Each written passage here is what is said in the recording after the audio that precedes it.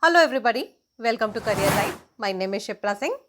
In today's video, let's find out the top 10 reasons HR managers reject the candidates even before the door closes behind them. These are such silent but deadly mistakes that can get you rejected without even you realizing what just happened. Stick with me till the end if you really want to survive your next interview and land that dream job. But before we begin, please subscribe to the channel because when you subscribe, the channel gets bigger and we are able to get you more of such eye-opening content that can boost your career. Ready?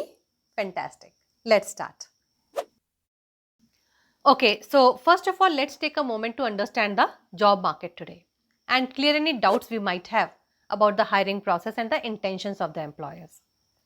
Many of us feel that HR managers conduct the interviews, but actually don't even have the positions to close.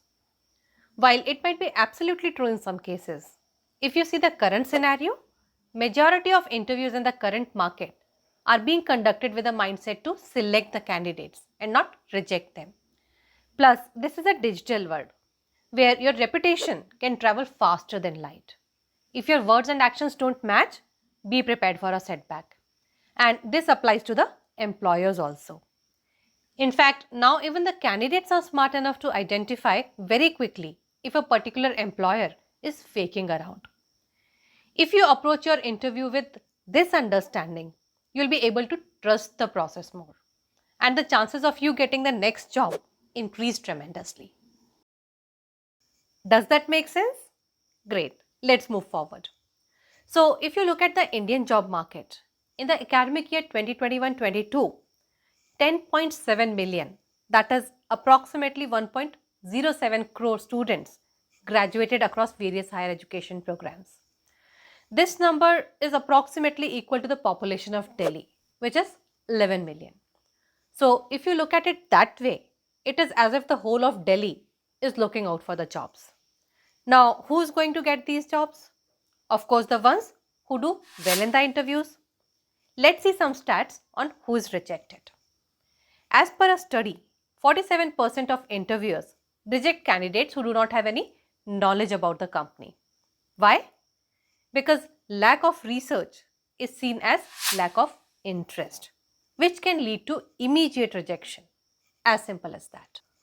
Studies also suggest that 33% of hiring managers make a decision within the first 90 seconds of the interview. If it looks as if you have come straight out of the bed, exhibit poor behavior or manners, expect a rejection because it says a lot about your attitude. Now, you might wonder who would come to an interview straight out of the bed or exhibit poor manners during the interview. Do they not want the job? But trust me, I have personally interviewed candidates who showed up ungroomed, in wrinkled clothes and uncombed hair. Some of them even got frustrated when I asked them, what are your strengths and weaknesses? Not many, but there do exist some such candidates also. If you are also one of them, do expect a rejection. In another survey, 40% of interviewers also said they turned down the candidates who seemed overly confident or arrogant. This included interrupting the interviewers, trying to hijack the interview, disregarding the questions, or boasting excessively. Because all of these activities come across as faking around during the interview. Till now, we have always talked about doing things to deal with low confidence. The new lesson you learned today is keeping away from overconfidence and arrogance. They can cost you the opportunities big time. And not just the words, pay attention to your body language also in this case. Now, if you talk negatively about your past employer, that can also go against you. 51% of employers have reported to reject such candidates, giving poor attitude as the reason. Communication is one of the top priorities for employers. About 40% of hiring managers reported rejecting the candidates who fail to communicate effectively in the interviews. Remember, you communicate not just through your words, but also through your body language. So actually, if you see, it is not about your accent. What matters is the way you make people understand what you're trying to say. Okay, now the next reason for rejection could be inconsistent or no digital presence at all. In this age, if you're not present online, trust me, many of your friends would get suspicious if you are even alive or not. Similarly, if the employers don't find anything about you online, they also get doubtful. So, if you're not present online or active, the first thing to do is get active. Make some sensible posts and interact. In fact, the type of posts you interact with also show a lot about your personality. So, be watchful of what you like, share, comment on, or subscribe to. The next thing is, if you are present online, but your profile across various platforms is inconsistent, that raises doubts too. For example, LinkedIn profiles that show different titles or employment dates than those on the resume can raise serious concerns about the authenticity and professionalism. So, the next lesson we get here is be consistent online. Then, adaptability to constant change is more important than ever before in this fast evolving tech environment. Remember, employers these days also look out for the signs of resilience and flexibility, especially if your role can evolve with the introduction of new AI tools. They favor the candidates who embrace continuous learning and can adapt to the new developments. So, give examples to prove your adaptability to this evolving environment.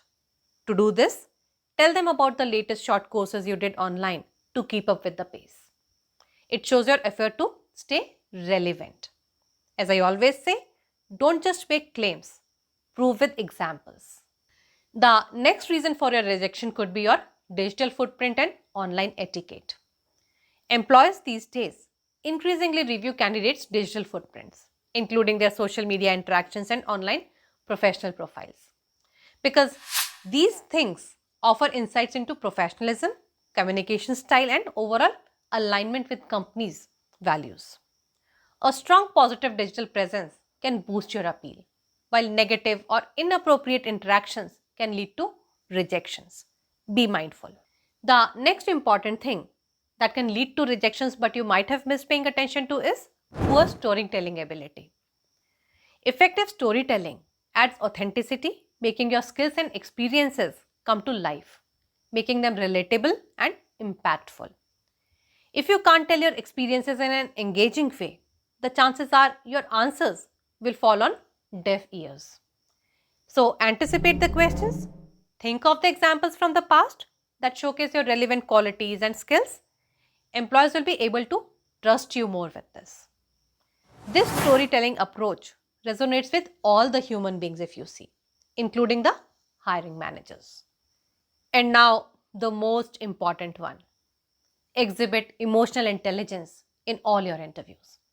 Because this is number one quality in this age of AI that separates human beings from the machines. Very defensive or vague answers are also a sign of poor emotional intelligence. Identify the purpose behind every question and frame your answer in a way that it fulfills those requirements. I keep discussing about the purpose of various interview questions and the right approach you should take to answer in all my videos. Take a look at them, they'll help you certainly. And finally, coming to the last but one of the most important reasons for rejection, and that is lack of cultural fitness. 61% of the candidates who are hired demonstrate good cultural fitness during the interview. They are able to give the hiring manager the confidence that they'll be able to gel up with the team very easily. They are able to relate their values and work style to that of the company.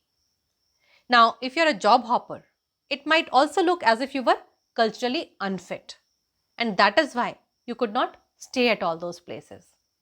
If this looks like your case also, be prepared to handle this during the interview. So, these are some of the most common reasons that lead to immediate rejection after the interview in this age. In the next video, we'll see how to avoid these things. If you would like to receive a notification about that and other career boosting videos from Career Right, make sure you are subscribed to the channel. If you are preparing for an interview, you will find these two videos also useful. Do take a look. And if you have found today's video useful, do give it a thumbs up and share it with your friends also. I'll see you very soon with a new one. Till then, bye-bye and take care.